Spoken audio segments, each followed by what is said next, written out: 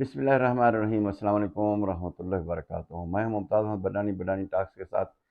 آج جیسا کہ ویورز آپ لوگوں کو علم ہے کہ وزیر اعظم جو عبوری وزیر اعظم بنے ہیں انوار الحق کاکڑ صاحب، انہوں نے بھی حلف کافی دن یعنی چند دن پہلے اٹھا لیا۔ اب ان کی جو کابینہ ہے 24 رکنی کابینہ، انہوں نے بھی ان کے بھی نوٹیفیکیشن جاری ہو گئے۔ کچھ نے حلف اٹھا لیا، کچھ نے ابھی اٹھانا ہے۔ تو ان میں سے ہم چند ایک کے جو اہم وزارتیں ہیں ان کا بھی ذکر کریں گے کہ وہ یعنی اچھی شہرت کے مالک ہیں، کس طرح ہیں۔ زیادہ تر اس میں ہے صحافی برادری ہے، تو اس کے علاوہ کچھ دوسرے بھی دوست احباب ہیں، ان میں شامل کیا گیا ہے۔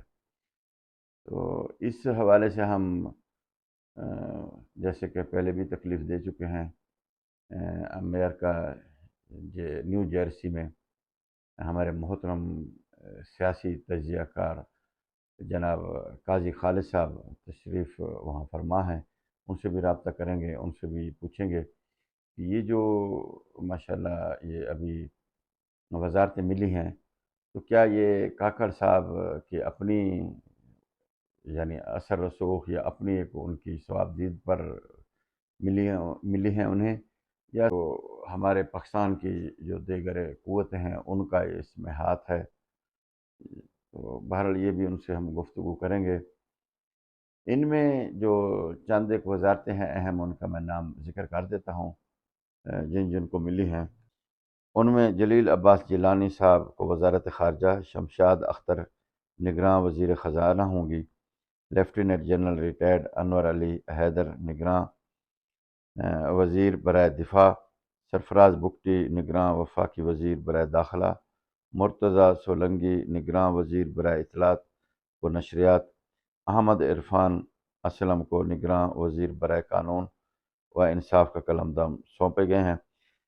اس کے علاوہ میں یہاں پہ یہ بھی ذکر کرتا چلوں کہ حریت رہنما جو کشمیر کے معروف شخصیت ہیں، ان کی اہلیہ مشال حسین ملک کو نگراں وزیر اعظم کے معاون خصوصی برائے ہیومن رائٹس وومن ڈیولپمنٹ مقرر کیا گیا ہے۔ یہ بھی ایک اچھی وہ ہے کہ کشمیر سے جو ہے نا انہیں مشیر بنایا گیا ہے، مشیر نہیں معاون خصوصی، یعنی معاون خصوصی انہیں مقرر کیا گیا ہے مشال ملک کو۔ یہ بھی اچھی یعنی پیش رفت ہے۔ اس کے علاوہ جو جن جن کو وزارتیں ملی ہیں تو ان کا بھی تھوڑا احوال جانیں گے، کیونکہ یہ سیاسی اس پر بزرگ شخصیت ہیں، گہری نظر رکھتے ہیں۔ تو ہمارے ساتھ موجود ہیں امریکہ نیو جرسی میں جناب قاضی خالد صاحب۔ جناب قاضی خالد صاحب، گزارش ہے کہ آپ معذرت آپ کو تکلیف دی، آپ وہاں پہ امریکہ نیو جرسی میں موجود ہیں۔ یہ فرمائیے کہ کاکڑ صاحب کو نگراں وزیر اعظم بنایا گیا، کیا یہ میاں شہباز شریف اور حزب اختلاف راجہ پرویز اشرف یعنی پیپل پارٹی اور مسلم لیگ نون کی ان کی مشاورت سے جو ان کو منتخب کیا گیا، یا اس میں دوسرا کوئی آپ رخ سمجھتے ہیں کہ ان کی جانب سے انہیں منتخب کیا گیا؟ اس بارے میں آپ کیا فرمائیں گے؟ ممتاز بڈانی صاحب، جہاں تک آپ کے سوال کا تعلق ہے تو آپ کو یہ ظاہری بات پتہ ہوگا کہ پاکستان کی تاریخ شروع سے ہی اسٹیبلشمنٹ اور سیاستدانوں کی ٹکراؤ کا سما پیش کرتی ہے، اور جب بھی سیاستدان آپس میں مفاہمت نہیں کر پاتے تو اس کا فائدہ اسٹیبلشمنٹ نے لیا ہے، بلکہ ان کی یہی کوشش ہوتی ہے کہ ڈیوائیڈ اینڈ رول۔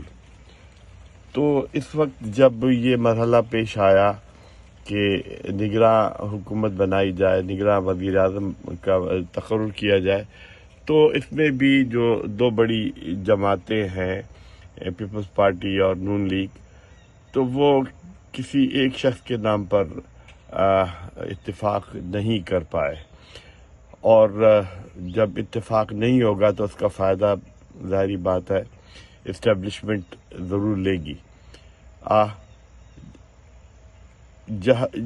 पूरी दुनिया में देखें कि इलेक्शंस होते हैं तो जो मौजूदा हुकूमत वक्त पे जो होती है वही इलेक्शन कराती है। ये पाकिस्तान में इन्होंने ये निकाला क्योंकि इस्टेब्लिशमेंट बार बार मुदाखलत करती थी इलेक्शंस में भी, और तो उन्होंने कहा कि या जो हुकूमत वक्त पर एक दूसरे पे शक किया करते थे तो उन्होंने कहा कि हम निगरां हुकूमत बनाया करें। मेरे ख्याल में ये बहुत बुरा तजर्बा है, नाकाम तजर्बा है, क्योंकि जब वज़ीर आज़म आता है, निगरां हुकूमत आती है तो हाथ सियासतदानों मामला जो है वो सियासतदानों के हाथ से निकल जाते हैं और फिर वो इस्टेब्लिशमेंट अपना खेल खेल सकती है। लेकिन इसका मतलब ये नहीं है कि जो अनवारुल हक काकड़ साहब हैं, चूँकि वो एक सियासी जहन रखते हैं, एक पढ़े लिखे शख्स हैं और सेल्फ मेड इंसान हैं, तो मैं समझता हूँ कि वो बिल्कुल इस्टेब्लिशमेंट का यानी आलाकार नहीं बनेंगे। और इसके अलावा भी दूसरी कई वजूहात है। तो मैं समझता हूँ कि इलेक्शन जो है वो जल्द अज जल्द करने की कोशिश की जाएगी। अगर डिले भी बमजबूरी करना पड़ा तो वो भी बहुत कम अरसे के लिए होगा और होना चाहिए। तो मैं समझता हूँ कि इनका रवैया जो है पिछले निगरां हुक्मरानों के मुकाबले में बेहतर होगा।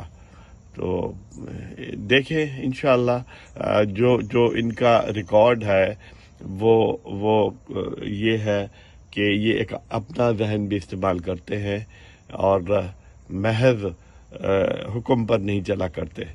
बेहतर होगा इंशाअल्लाह। अच्छा काजी साहब, ये फरमाइए कि ये जो वजारतें जिन जिनको सौंपी गई हैं या मुआवन खसूसी बनाए गए हैं, ये क्या उनका काकड़ साहब का अपना फैसला है या इस बारे में आप क्या अपनी राय देना चाहेंगे, क्या समझते हैं इस बारे में? निगरां हुकूमत के मुताबिक जो आपका सवाल है, मैं समझता हूँ कि इस्टेब्लिशमेंट चंद वजारतों पर ज़्यादा जोर देती है, बाकी सब पर नहीं।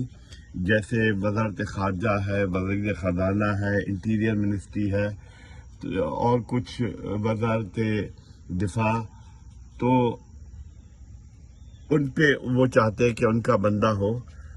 बाकी दूसरी वजारतों पर उनको इतना ज़्यादा मतलब जोर नहीं देते। लेकिन जो मौजूदा अशखास चुने गए हैं वो मुझे ये बताते हैं कि ये जो चुनाव हुआ है इसमें शायद इस्टेब्लिशमेंट की बात नहीं मानी गई मेरे ख्याल में। आप ये देखें कि जो वज़ीर ख़ारजा है जिलानी साहब, जलील अब्बास जिलानी, तो ये एक कैरियर डिप्लोमेट है और इनका जो रिकॉर्ड है वो बहुत ही टेक्निकल है। ये पाकिस्तान के मफादात की, पाकिस्तान की तर्जुमानी करते रहे, वो चाहे कोई भी हुकूमत हो, चाहे वो सियासी हुकूमत हो या फौजी हुकूमत हो या मिली जुली हुकूमत हो। इनका काम हमेशा पाकिस्तान के मफादात की तर्जुमानी करते रहना रहा है और इनका ताल्लुक़ जो है वो यानी कैरियर डिप्लोमेट्स हैं और अमेरिका में भी सफ़ीर भी रह चुके हैं। तो ये मैं समझता हूँ कि ऐसी शख्सियत है कि जिन पर एतराज़ नहीं किया जा सकता। उसके बाद इस्टेब्लिशमेंट की बड़ी ये ज़रूरत होती है कि वो टीवी चैनल्स पर और अखबारात पर निगरानी रखे कि क्या आ रहा है और क्या जा रहा है, क्या दिखाया जाना चाहिए, क्या नहीं दिखाना चाहिए। इस वक्त जो वज़ीर मवासिलात इत्तलाआत मुकर्रर हुए हैं वो बहुत ही एक जमहूरी शख्सियत है। मुर्तज़ा सोलंकी साहब जो हैं ایک بہت پرانے جرنلسٹ، سینئر جرنلسٹ ہیں، اور ان کے تمام تجزیے ٹی وی پر اور ان کی جو کیا نام تحریریں ہیں، آپ انہیں دیکھیں تو یہ سیاسی ذہن رکھتے ہیں اور اسٹیبلشمنٹ کی سیاست کے سخت مخالف رہے ہیں۔ ابھی پچھلے دور میں ان کی یعنی اوپن تنقید کی وجہ سے انہیں برا وقت بھی دیکھنا پڑا، اور انہیں جو ہے اپنی جاب سے بھی ہاتھ دھونا پڑے، اور کافی یہ مشکل میں رہے۔ تو ایک ایسی شخصیت کو جس کا ریکارڈ یہ ہے کہ وہ جمہوری قوتوں کے ساتھ کھڑا ہوتا ہے اور اسے وزیر اطلاعات بنانا، اور یہ بہت واضح شخص ہے، اس میں کوئی ان کا یعنی موقف جو ہے وہ بہت ہی کلیئر رہا ہے، اور ایسے شخص کو اگر وزیر اطلاعات بنایا جاتا ہے تو میں سمجھتا ہوں کہ یہ بہت اچھی چوائس ہے، اور اس میں میرے خیال میں آپ کے اسٹیبلشمنٹ کا کوئی مجھے دور دور تک وہ اثر نظر نہیں آتا۔ اس کے بعد وزیر داخلہ سرفراز بگٹی صاحب بلوچستان کی وہ شخصیت ہے جو سردار گھرانے سے تعلق ہونے کے باوجود وہ سرداروں کی سیاست کے خلاف بولتے رہے ہیں، اور انہیں اس وجہ سے اپنے علاقے سے بھی دربدر کیا گیا کافی عرصے تک۔ تو ہاں، لیکن وہ بلوچستان کے مفادات اور بلوچستان کی صورتحال کا حل جو ہے وہ سیاسی طور پر تلاش کرنا چاہتے ہیں۔ وہ یہ بلوچستان آرمی اور ایسی دوسری تنظیمیں جو ہتھیاروں سے اپنے حقوق لینا چاہتی ہیں، ان کے سخت مخالف رہے ہیں۔ تو یہ بھی اور پھر وزارت داخلہ ایک بہت اہم وزارت ہے، اور اس میں بلوچستان کے شخص کو مقرر کرنا، اور تو میرے خیال میں یہ بھی ایک بہت بڑی اچھی علامت ہے کہ جو کاکڑ صاحب نے مقرر کی ہے۔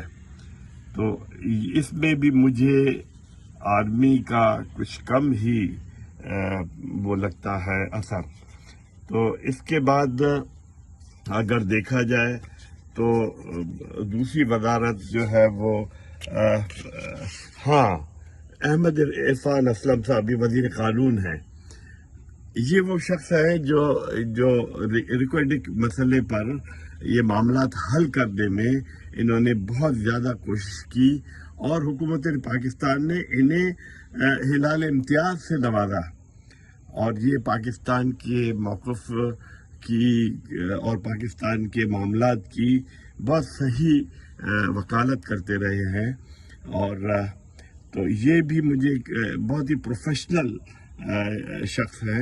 جی، تو ویورز، آپ نے گفتگو سنی ہمارے محترم بزرگ شخصیت اور سیاسی حالات پہ گہری نظر رکھنے والے قاضی خالد صاحب سے، امریکہ سے ہمارے ساتھ تھے۔ تو بہرحال جو بھی آئے ہیں، ہماری دعا ہے کہ اللہ پاک ہمارے ملک کے لیے ان کی معرفت، یہ جو لوگ آئے ہیں اس میں ابھی وزارتوں کا حلف بھی اٹھا لیا، جنہوں نے اٹھانا بھی ہے، ہمارے ملک و قوم کے لیے بہتر ثابت ہوں۔ کاکڑ صاحب بھی، کیونکہ یہ عارضی طور پر آئے ہیں، عارضی طور سے یہ ہے کہ اب انشاءاللہ امید کرتے ہیں کہ الیکشن اپنے وقت پر ہوں، لیکن ہو بھی سکتا ہے حالات جو ہیں مختلف اس میں ہیں، جب تک صحیح ٹائم پہ یعنی 3 ماہ کے اندر الیکشن ہو سکتے ہیں، یا اس کو لمبا کیا جائے گا، یہ بھی کچھ نہیں کہہ سکتے۔